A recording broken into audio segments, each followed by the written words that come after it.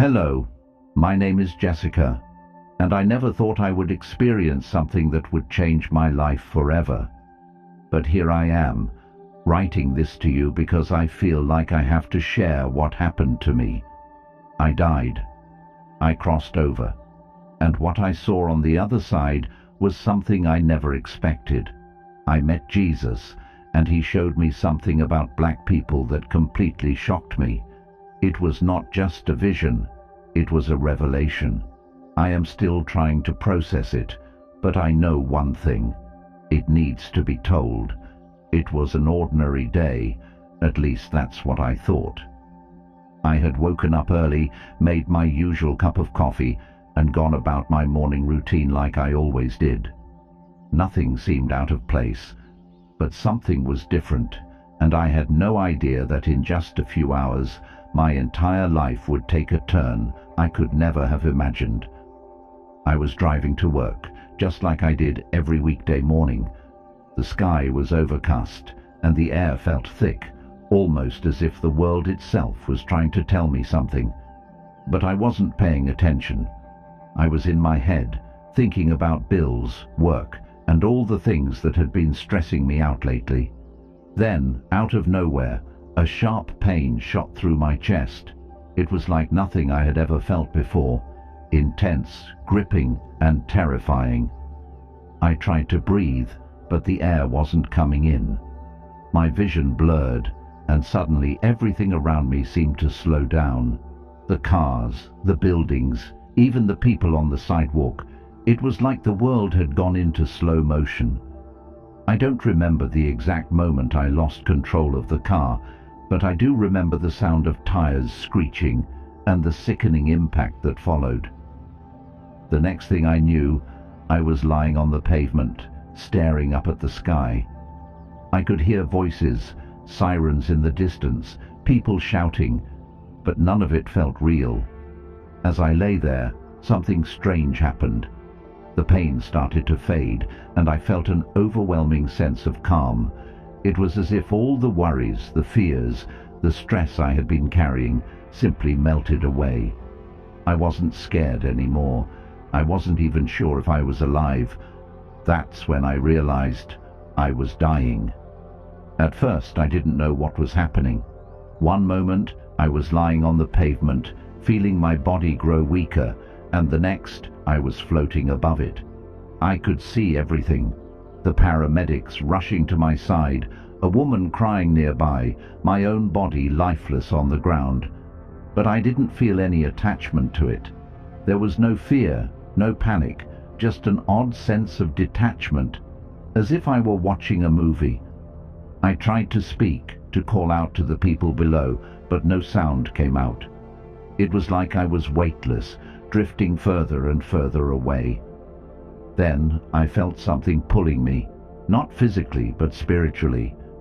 It was as if an invisible force was guiding me upward. I had no control over it, but I wasn't resisting either. I felt peaceful, more peaceful than I had ever felt in my life. A light appeared in the distance, small at first, then growing brighter and brighter. It wasn't like any light I had seen before. It wasn't harsh or blinding, but warm and inviting, like it was calling me home. I moved toward it effortlessly, as if I were being drawn in. The further I went, the more the world I had known faded away. The sounds of the city, the voices of the people, it all disappeared. All that was left was the light, and a sense of overwhelming love that wrapped around me like a blanket. Then, just as I was about to step fully into the light, I heard a voice.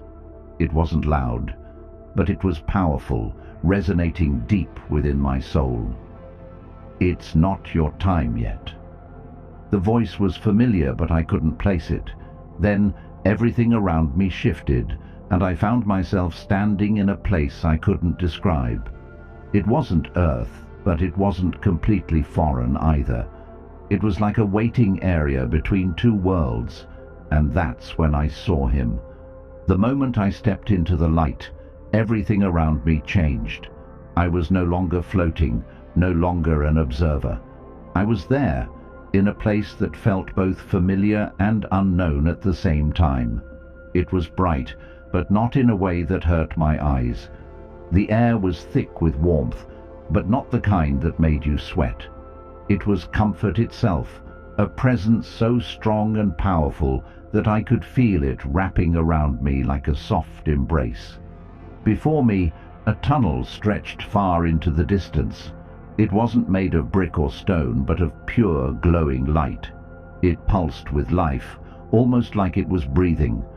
There was no doubt in my mind I was crossing over. As I took a step forward, I noticed something incredible. The tunnel wasn't empty.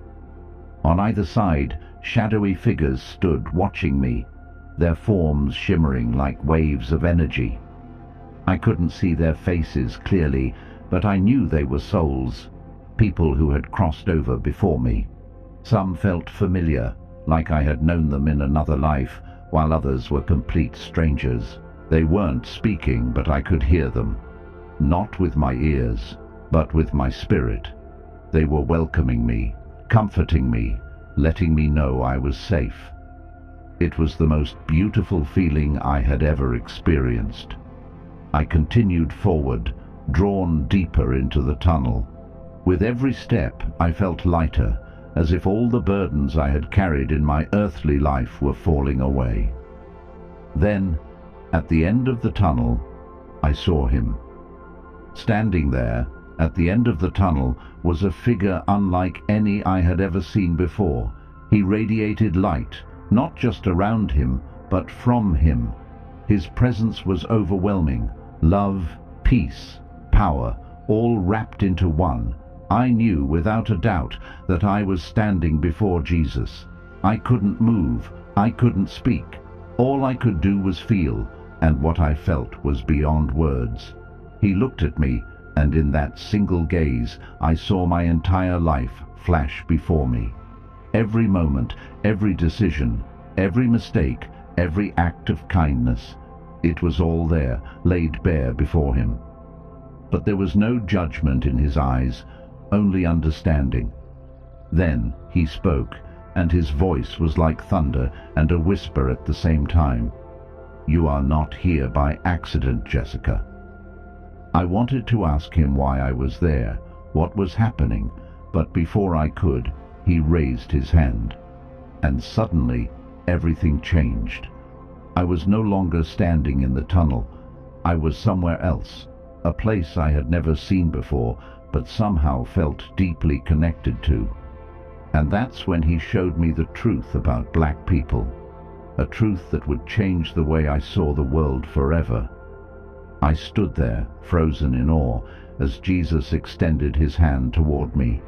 His eyes held a depth of knowledge I couldn't comprehend, and in that moment, I knew I was about to see something important, something that had been hidden from the world for far too long. Without a word, everything around me shifted. The tunnel disappeared, and I was standing in a vast, open space. It was neither earth nor heaven. It was something in between, a place where divine truths were revealed. Before me, images began to form, like moving paintings made of pure energy. The first thing I saw was Africa, vast, beautiful, and glowing with a golden light. I saw ancient cities, strong civilizations, and people full of wisdom, resilience, and spiritual power. They weren't broken, they weren't weak. They were chosen. Jesus spoke, and his voice resonated deep within my soul. "The world has lied about them," he said. "They are not what they have been made to believe. They were given gifts, power, and knowledge that many tried to erase." The vision shifted again. I saw chains, ships, people being taken from their homeland. I saw suffering, pain, and generations being told they were less than what they were. And then I saw something even more shocking. I saw spiritual forces working behind the scenes, intentionally suppressing the truth. Jesus turned to me and continued, "The oppression was not just physical, it was spiritual, because if they knew who they truly were, the world would change. My heart pounded. This wasn't just history. This was a spiritual battle that had been going on for centuries. The deception ran deep, and most of the world had no idea. But then, the vision changed again. I saw modern times, people waking up, realizing their worth, reclaiming their power. The same people who had been told they were nothing were starting to remember who they truly were. Jesus smiled. The time of revelation has begun. They will rise again. Tears filled my eyes. I had never felt something so profound. The truth was hidden, but not forever. It was coming to light. The visions didn't stop. Jesus raised his hand again, and I was pulled deeper into the revelation. I saw a time long before slavery, before colonization, before oppression. I saw a world where black people held spiritual knowledge that was powerful beyond words. They understood the connection between heaven and earth, between spirit and the physical world. They had divine wisdom that had been passed down from generation to generation. I saw prophets, leaders and warriors, men and women who had direct communication with God. They didn't need intermediaries. They could speak to heaven themselves. Jesus looked at me, his expression filled with both sorrow and love. "This is why they were targeted," he said, "because those who rule the world fear those who carry divine wisdom." My mind was racing. It all made sense now. The attempts to strip away their culture, their faith, their identity, it wasn't just about control. It was about taking away their connection to the truth. But as I watched, I saw something incredible. Even through oppression, through generations of being told they were nothing, their spirit was never broken. Their power never left them. "They carry something that cannot be destroyed," Jesus continued, "and that is why they must remember." At that moment, I understood. It wasn't about hate. It wasn't about division. It was about restoration. The world had been built on lies, but the truth was rising. The vision changed again. This time, I saw a great awakening. People of all nations, but especially black people, standing up, realizing who they were. I saw them breaking free from mental chains, reclaiming their spiritual power. It was unlike anything I had ever seen. The world had tried to erase them, but they were stepping into the truth. And as they did, something miraculous happened. The world itself began to shift. Jesus turned to me once more. "The prophecy is unfolding," he said. "They will lead the world into a new era of spiritual awakening." I gasped. Was this why I was being shown this? Was I supposed to share this message? "Yes," Jesus answered, reading my thoughts. "You must tell them. The world is changing, and they need to know the truth." I fell to my knees, overwhelmed by what I had just witnessed. It wasn't just about race. It was about identity, purpose, and destiny. This wasn't about one group being superior to another. It was about restoring balance, about unveiling the truth that had been hidden for centuries. "They were chosen," Jesus said, "but so were many others. It is time for all of my children to remember who they are." Suddenly, everything around me started to fade. The light, the visions, even Jesus himself. I felt myself being pulled backward, as if an invisible force was dragging me away from heaven. "No!" I cried out. "I don't want to go back." Jesus smiled, but his eyes held something serious. "You must," he said. "The world needs you to speak." I wanted to protest, but before I could, I felt a jolt, like being hit with electricity. I gasped for air. My eyes flew open. I was back. The beeping of hospital machines surrounded me. Nurses and doctors rushed to my side. I could feel my heart pounding, my lungs struggling to take in air. I was alive, but I was not the same person who had left. I had seen things that changed me forever. I had spoken to Jesus. I had seen the truth, and I knew my life would never be the same. When I woke up in the hospital, everything felt different. The air felt heavier, the lights too bright, the voices around me too loud. I was alive, but I didn't feel like the same person who had left that day. The doctors and nurses were talking, but their voices sounded distant, like an echo of reality that I could barely grasp. My family was there too, crying, holding my hands, thanking God that I had survived. But I couldn't focus on any of it. My mind was still in that other place, still replaying everything I had seen. I had spoken to Jesus. I had been shown the truth. And now I was back in a world that didn't know. For days, I barely spoke. I could see the worry in my family's eyes, the way they whispered when they thought I wasn't listening. They thought I was in shock, that I was traumatized from the accident. And maybe I was. But not for the reason they thought. I was struggling with something much bigger than myself. How could I tell people what I had seen? Who would believe me? I tried to push it away, to convince myself that it had just been a dream, a hallucination brought on by my near-death experience. But I knew better. It wasn't a dream. It was real. And the longer I stayed silent, the heavier it became. The weight of what I knew, of what I had been shown, pressed down on me like a force I couldn't escape. One night, unable to sleep, I found myself staring out the window, watching the city lights flicker in the distance, and that's when I heard the voice again, soft but undeniable. "Speak." I turned sharply, but no one was there. Yet deep in my soul, I knew what it meant. I couldn't keep this to myself. I had to tell people, but where would I even begin? The first revelation, the message begins to unfold. The first time I tried to talk about my experience, I was met with skepticism.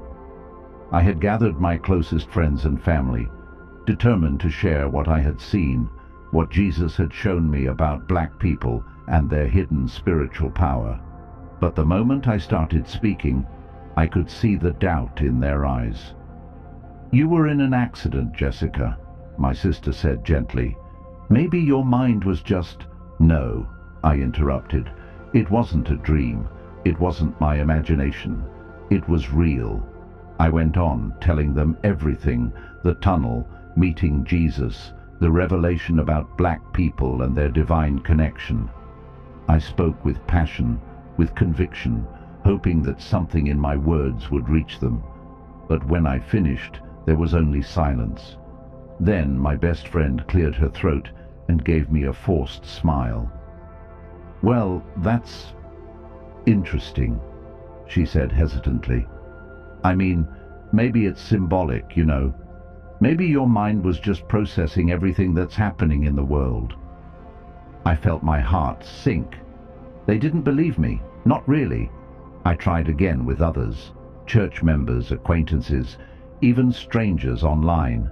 But time and time again, I was met with the same reactions. Some dismissed it as a hallucination, others told me to keep it to myself, and some even got angry, saying I was trying to push an agenda. It was frustrating, painful. I had been given this message for a reason, yet no one wanted to hear it. Then one night, as I sat alone, questioning whether I should just stop trying, I heard the voice again. "Keep speaking." And I knew I couldn't give up. The more I spoke, the more resistance I faced. It wasn't just skepticism anymore. Things started happening that I couldn't explain. My phone would randomly shut off when I was writing about my experience. Videos I recorded about my NDE would mysteriously get deleted. Strange calls from unknown numbers began flooding my phone, with voices on the other end breathing heavily but saying nothing. At first I brushed it off as paranoia, but then one night something happened that I couldn't ignore. I had just finished recording a message about my experience, talking about how black people had been spiritually oppressed for centuries, and I was about to upload it when my computer screen flickered. Then the entire video vanished. Just like that. I tried to recover it, but it was gone. Not in the recycle bin, not saved anywhere, just completely erased. A chill ran down my spine. I looked around my apartment, suddenly feeling like I wasn't alone. That's when I saw it, a shadow moving across my living room wall. I gasped, spinning around, but there was no one there. "Keep speaking," the voice whispered again, but this time it felt closer, almost urgent. I knew then that I was facing something bigger than I had realized. This wasn't just about me sharing a story. This was a spiritual battle, and whatever forces had been trying to keep this truth hidden, they weren't happy. I had a choice to make. I could stop. I could let the doubt, the fear, and the resistance silence me. I could pretend this never happened, go back to my normal life, and never speak of it again. Or I could fight. I could keep sharing the message, no matter the cost, no matter who doubted me, no matter what tried to stop me. I thought back to that moment with Jesus, to the way he had looked at me when he told me the truth about black people. He had chosen me to see this for a reason, and if I turned away now, I would be turning away from him. So I made my decision. I started writing, speaking, sharing my experience with anyone who would listen. I didn't care if people laughed. I didn't care if people doubted me. I didn't care if strange things kept happening around me, because I knew the truth, and the truth had to be told. So, if you're reading this right now, it means that despite everything, I've kept going, and I need you to do something for me. Share this message, because this isn't just about me.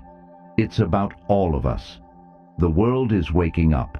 The truth is being revealed, and it's time for everyone, especially black people, to remember who they truly are. This is just the beginning. At first, it felt like I was screaming into the void. No matter how passionately I spoke, how deeply I believed in the message Jesus had shown me, people still refused to listen. But then, something changed.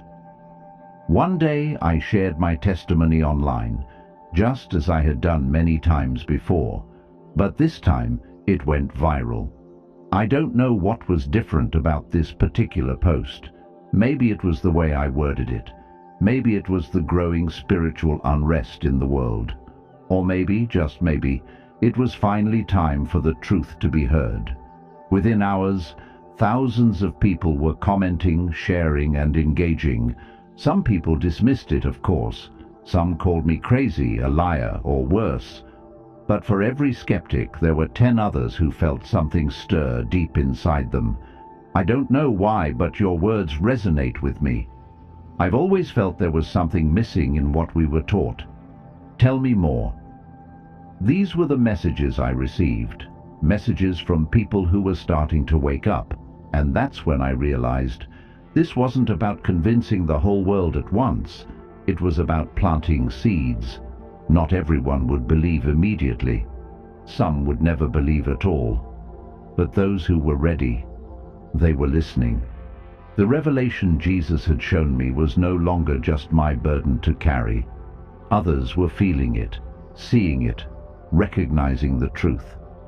And as more people started speaking out, something incredible happened. Connections began forming. Scholars, historians, spiritual leaders, even people who had never believed in God before, all started coming together. The things I had seen in my vision, others had seen pieces of them too. We had all been given fragments of the truth, and now we were putting them together. The more the message spread, the stronger the pushback became. It wasn't just people doubting me anymore. Something darker was fighting against me, against us. I started receiving threats, not just from random online trolls, but from people who seemed to know things about me, things they had no way of knowing. My emails were hacked. My videos were taken down. My posts would disappear without warning. One night, I received an anonymous message. "Stop speaking. This is bigger than you understand." Chills ran down my spine. I had read about spiritual warfare before, but now I was living it. The same way black people had been spiritually oppressed for centuries, forces were now working overtime to silence the truth. It wasn't just history. It wasn't just injustice. This was a battle for souls, and it was happening right now. The forces that had enslaved, erased, and manipulated black people's history weren't human. They were spiritual, and now that the truth was coming out, they were fighting back harder than ever. One night, I woke up to my apartment filled with the thickest darkness I had ever felt. It wasn't just the absence of light. It was something else. A presence. A force. Then I saw it. A shadow standing at the foot of my bed. It didn't move. It didn't speak. But I could feel its intentions. It wanted me to stop. I wanted to scream, to run, but I couldn't move. I was paralyzed with fear. And then I remembered Jesus. I forced my lips to move and whispered the only thing I could. "In the name of Jesus, leave." Instantly the shadow vanished. The room felt lighter. The darkness broke. And that's when I understood. This wasn't just about spreading a message. It was about fighting for the souls of millions. After everything I had experienced, meeting Jesus, seeing the truth about black people, and facing spiritual attacks, I thought I had seen it all. But I was wrong. One night, as I was deep in prayer, seeking guidance, something happened. I wasn't asleep, but I wasn't fully awake either. It was as if my spirit had been pulled into another realm, a place where time didn't exist. And in this place, I was shown the future. I saw a great awakening, but I also saw a great war, not just a war between nations, but a spiritual war. The forces that had enslaved minds and spirits for centuries weren't going to give up easily. They were preparing to fight, and their weapons weren't bullets or bombs. They were lies, deception, and control. I saw people waking up to their power, stepping into their divine identity, and breaking free from generations of manipulation. I saw black people, once broken and silenced, rising with an authority that shook the earth.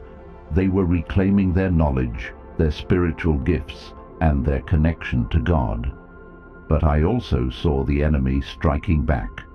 Media, governments, and even some religious leaders would do everything in their power to keep the truth from spreading. They would create distractions, stir up division, and use fear to keep people in spiritual chains. Then I saw something that made my heart stop. A wave of destruction, unlike anything the world had ever seen.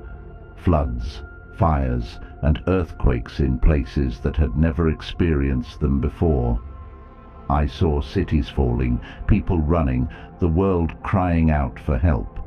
I turned to Jesus, who was standing beside me, and asked, "Why is this happening?" He looked at me, his face filled with both sorrow and strength. The world must be shaken before it can be restored. Then he showed me something else. After the chaos, after the suffering, after the destruction, a new world began to emerge. A world where people were no longer enslaved by lies. A world where the truth about who they were could no longer be hidden. "The final battle has begun," Jesus said, "but victory belongs to those who walk in truth." Then just like that, I was back in my room, gasping for air. My body was trembling, and my heart was racing.